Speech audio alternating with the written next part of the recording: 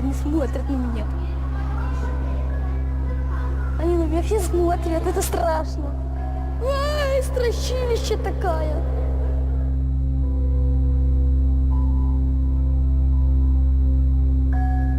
Ну, он же ведь воял не конкретных живых людей на самом деле. Причем в сюрреализме он воял символы. Понимаешь, вывод такой, что вот он этих великих лепил, они же этому Асбору давали, он молодец, он работал, все, но кого-то рабочих, одного-двух рабочих, а так все великих. Да. Поэтому они его и поднимали. Мой нелюбимый товарищ Сталин! Ура!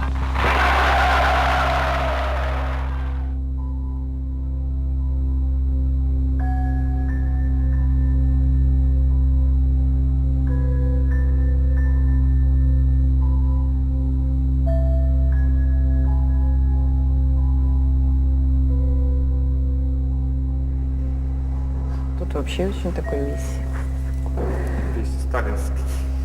приятно так слепленный такой, фактурненький такой, хороший.